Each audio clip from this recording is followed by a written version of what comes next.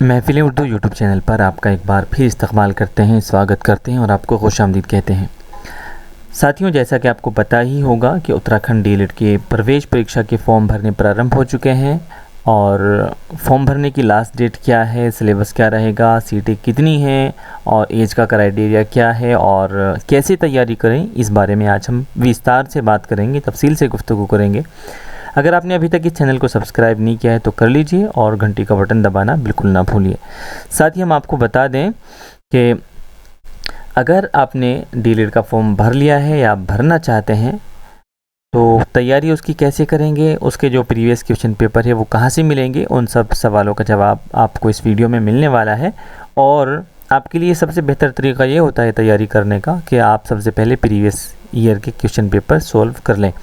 अगर आपको previous year यानी पिछले सालों के क्वेश्चन पेपर चाहिए तो आप इस वीडियो के डिस्क्रिप्शन में लिंक दिया गया है टेलीग्राम का, आप वहां से जाकर के डाउनलोड कर सकते हैं।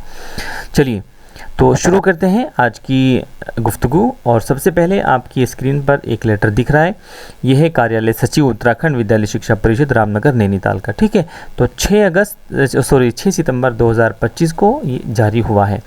इसमें सारी चीज़ें विस्तार से लिखी हैं, लेकिन हम आपका टाइम ज़्यादा नहीं लेंगे, मेन चीज़ें आपको बताते चलेंगे।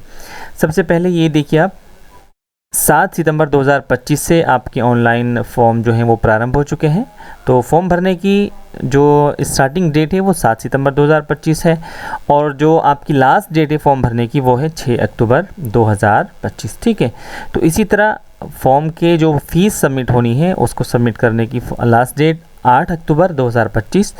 और अगर आपके फॉर्म में बाय चांस कोई गड़बड़ हो जाए, कोई मिस्टेक हो जाए तो उसको सुधार करने की 13 अक्टूबर से 16 अक्टूबर 2025 इन्होंने तारीख तय की है। तो और इसमें कई सारी चीज़ें हैं। फ़ीस के बारे में हम पहले बात कर लेते हैं कि फ़ीस आपकी अगर आप सामान्य या अन्य पिछड़ा वर्ग से हैं तो 600 रुपये होने वाली है, और अगर अनुसूचित जाति या जनजाति से हैं तो 300 रुपये, और अगर इसी तरह आप दिव्यांग श्रेणी से हैं तो 150 रुपये आपकी फ़ीस यहाँ पर होने वाली है। तो ये थी तो मोटा मोटी बात। अब थोड़ा सा विस्तार से हम इसको देख लेते हैं। चूँकि अगर आपका इरादा है या फिर आपके घर में आपके बच्चे, बहन, भाई कोई भी ये डीएलएड करना चाहता है, और जाहिर है कि उत्तराखंड की डाइट से सभी लोग डीएलएड करना चाहते हैं, अभी भी अगर आपको प्राइमरी में जाना है तो डीएलएड ही उसके लिए ज़रूरी कर दिया गया है। तो प्रोस्पेक्टस आपके सामने है, मेन चीज़ें हमने आपसे डिस्कस कर ही ली हैं, जैसे कि फॉर्म भरने की स्टार्टिंग तिथि, फॉर्म भरने की लास्ट डेट और आपका जो है पेमेंट करने की लास्ट डेट।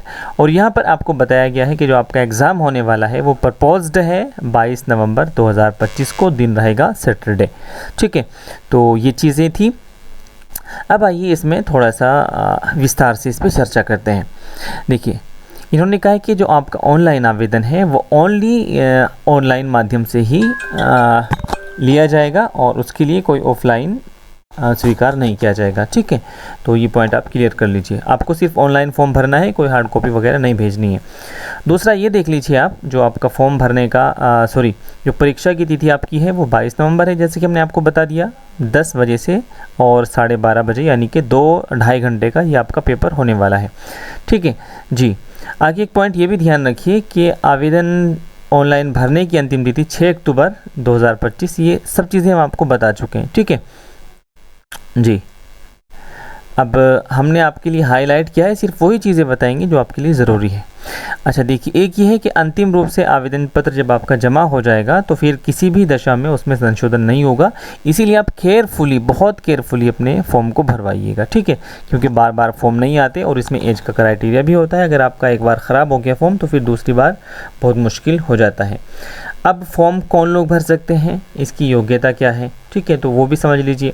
तो यहाँ पे इन्होंने साफ साफ बताया है कि जिन लोगों ने या जिन बच्चों ने उत्तराखंड से ही अपना 10th-12th किया है, या फिर वो उत्तराखंड के बाहर से किया है, या फिर ऐसी स्थिति में कि कोई बाहर वाले हैं उत्तराखंड के बाहर के और उनके माता पिता की जॉब उत्तराखंड में है, जो ट्रांसफ़र नहीं हो सकती, वो सभी इस फॉर्म को भर सकते हैं। ठीक है जी। तो परीक्षा में आप सम्मिलित होंगे तो कौन कौन से शहरों में इसके सेंटर लगेंगे वो भी आपको जल्दी दिखाने वाले हैं। देखिए, मेन चीज़ होती है शैक्षिक योग्यता आपकी क्या होनी चाहिए। कुछ बच्चे कमेंट कर रहे थे कि सर क्या हम भी फॉर्म भर सकते हैं, हम अभी लास्ट ईयर में हैं या फिर एग्ज़ाम दिए हैं और अभी तक रिज़ल्ट नहीं आया है। तो इन्होंने शैक्षिक योग्यता में बताया है कि केवल वही अभ्यर्थी फॉर्म भर सकते हैं जिन्होंने विज्ञप्ति प्रकाशित होने की तिथि से पूर्व, कब, विज्ञप्ति प्रकाशित होने की तिथि से पूर्व अपनी योग्यता पूरी कर ली थी। ठीक है, बीए आपका कंप्लीट हो जाना चाहिए कब, 6 सितंबर 2025 से पहले अगर आपका ग्रेजुएशन कंप्लीट हो गया था तो आप इस फॉर्म को भर सकते हैं। अब सीटें कहाँ कितनी होती हैं, देखिए उत्तराखंड में 13 ज़िले हैं, 13 डिस्ट्रिक्ट हैं, तो हर में कितनी होती हैं, 50 सीट्स होती हैं। तो इसी तरह 650 टोटल सीट्स होती हैं, तो हर ज़िले में 50 सीट आपको मिल जाती है। उसको भी 2 जगह डिवाइड किया जाता है, उसमें जो विज्ञान वर्ग के हैं उनके लिए 25 सीट्स होती है और जो विज्ञानेतर के हैं उनके लिए 25 सीट होती है। ठीक है, इनमें भी बंटवारा रहता है, फिर आप देख ही सकते हैं यहाँ पे। ठीक है, सब कुछ क्लैरिफाई किया हुआ है। तो अब देखिए कुछ बच्चों के सामने कन्फ्यूज़न होता है इस बात का कि सर हम कौन से वर्ग में अपना फॉर्म भरेंगे, विज्ञान में भरेंगे, विज्ञानेतर में भरेंगे। आप समझ लीजिए अगर आपके पास बीएससी है या फिर जियोग्राफी वगैरह से आपने किया है अपना ग्रेजुएशन, ठीक है, बीएससी जियोग्राफी वगैरह से कर लेते हैं, तो वो कौन से में भरेंगे, वो विज्ञान वर्ग में भरेंगे। यहाँ पे सीधा बता दिया गया है कि बीएससी योग्यताधारी एवं कृषि वर्ग के स्नातक योग्यताधारी अभ्यर्थियों हेतु विज्ञान वर्ग। ठीक है, और उसके अलावा अगर आपने बीए किया है, चाहे किसी भी सब्जेक्ट से बीए किया हो, तो फिर आप किस में भरेंगे जी, फिर आप आर्ट साइड में यानी कि विज्ञानेतर में अपना फॉर्म भरेंगे। ठीक है, तो चलिए अब आगे थोड़ी सी बात और कर लेते हैं। आरक्षण के ऊपर बात आती है कि भाई आरक्षण मिलेगा नहीं, तो जो जनरल के हैं उनके लिए तो साफ साफ निर्देश हैं, लेकिन जो कैटेगरी से आते हैं उनके लिए भी शासनादेश, ये जो शासनादेश यहाँ पे दिया गया है इसके अनुसार उनको आरक्षण मिलेगा। ठीक है, अब चलिए एक चीज़ और यहाँ पे समझ लीजिए आप, आयु सीमा क्या है। सबसे मेन चीज़ है डीएलएड यानी कि डाइट में जब आप फॉर्म भरते हैं तो आयु बहुत मैटर करती है, आपकी एज कितनी होनी चाहिए। तो इन्होंने यहाँ पे साफ साफ लिखा है कि जो जनरल कैटेगरी से आते हैं उनकी एज 30 वर्ष से ऊपर नहीं होनी चाहिए। ठीक है, और ये आपकी कब काउंट होगी, 1 जुलाई 2026 को आपकी काउंट होगी।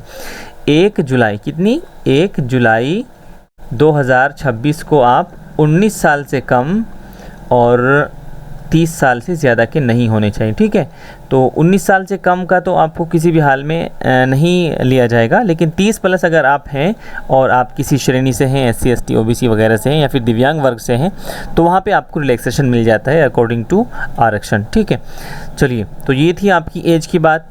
अब फ़ीस के बारे में हम बात करेंगे, बहुत बड़ा मैटर रहता है फ़ीस का कि फ़ीस कितनी रहेगी। यहाँ पे इन्होंने फ़ीस के बारे में भी बता दिया है कि जो आपकी जी आपका 2 वर्ष का ये कोर्स होगा और प्रत्येक वर्ष परीक्षार्थी से 35,000 रुपये, कितने, 35,000 रुपये लिए जाएंगे। ठीक है, तो 35 और प्लस 35, ठीक है, 35 गुना 2 कितने आपके 70,000, 70,000 रुपये आपकी दोनों साल की फ़ीस हो जाएगी। और इसके अलावा जो आपके सेमेस्टर होंगे उनमें 850 रुपये फ़ीस आपकी पर सेमेस्टर के हिसाब से जमा हो जाएगी।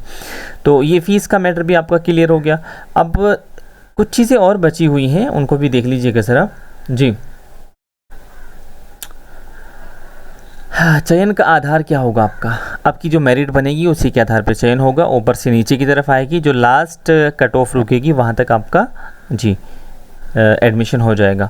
उसके बाद आपका पाठ्यक्रम क्या होगा या फिर एग्ज़ाम में कितने प्रश्न आएंगे आपके, तो साफ साफ लिखा गया है कि आपका 2 घंटे और 30 मिनट का ये एग्ज़ाम होगा, यानी कि 2.5 घंटे का एग्ज़ाम होगा। टोटल प्रश्न आएंगे 200। ठीक है, और अच्छी बात आपके लिए ये है कि इसमें कोई नेगेटिव मार्किंग आपकी बार नहीं होगी। ठीक है, इन्होंने साफ साफ मना कर दिया है कि इसके अंदर कोई आपकी नेगेटिव मार्किंग नहीं होगी। ठीक है जी, तो अब कुछ चीज़ें और हैं इसमें मेन जो देख लीजिए। अगर आप अपने फॉर्म नहीं भरा है और आप फॉर्म भरवाना चाहते हैं तो स्क्रीन पर जो नंबर चल रहा है आप उस पर भी कांटेक्ट कर सकते हैं, क्योंकि आप जब भी फॉर्म भरें तो बहुत केयरफुली भरिए, गलत मत कीजिए। अब यहाँ पे इन्होंने फ़ीस के बारे में दिया है जो हमने आपको बता दिया है। ठीक है, ऊपर बात हो गई फ़ीस की भी जी। अच्छा, परीक्षा केंद्र कहाँ कहाँ होंगे, इसके इन्होंने यहाँ पे बता दिया है कि लिखित परीक्षा हेतु कितने 13 जनपदों के 29 शहरों में, ठीक है, तो 29 शहरों में इसके परीक्षा केंद्र होंगे। कहाँ कहाँ होंगे वो भी हम आपको दिखाएंगे जल्दी।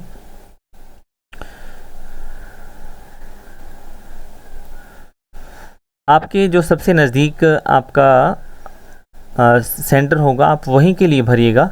2 सेंटरों का आपको इसमें ऑप्शन मिलता है, ठीक है। 2 सेंटरों का आपको इसमें ऑप्शन मिलेगा और जो भी आपके सबसे नज़दीक होगा आप वहीं पे ही अपना सेंटर फर्स्ट वाला और उसके बाद फिर सेकंड वाला चूज़ कर लीजिएगा।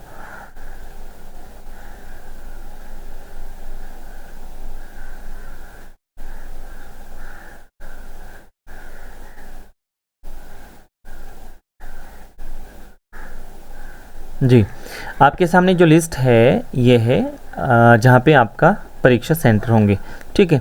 तो डिस्ट्रिक्ट हरिद्वार में 2 सेंटर आपके हैं, अगर आप हरिद्वार से हैं तो इनके कोड सामने लिखे हुए हैं, हरिद्वार और रूड़की, ठीक है। देहरादून में सेंटर है, उत्तरकाशी में है, टिहरी गढ़वाल, पौड़ी गढ़वाल, चमोली, रुद्रप्रयाग, पिथौरागढ़, चंपावत। तो हर जगह जो आपकी स्क्रीन पर चल रहे हैं ये आपके एग्ज़ाम सेंटर है, यहाँ पे आप एग्ज़ाम दे सकते हैं, ठीक है। तो ये पूरा प्रोस्पेक्टस आपकी नज़रों के सामने है। अगर आप इसको विस्तार से पढ़ना चाहते हैं तो वीडियो के डिस्क्रिप्शन में मिल जाएगा, टेलीग्राम का लिंक है, वहाँ से आप इसको डाउनलोड कर सकते हैं। तो उम्मीद करते हैं ये जानकारी आपको अच्छी लगी होगी। अगर आपने अभी तक इस चैनल को सब्सक्राइब नहीं किया है तो कर लीजिएगा और घंटी का बटन दबाना बिल्कुल ना भूलिएगा।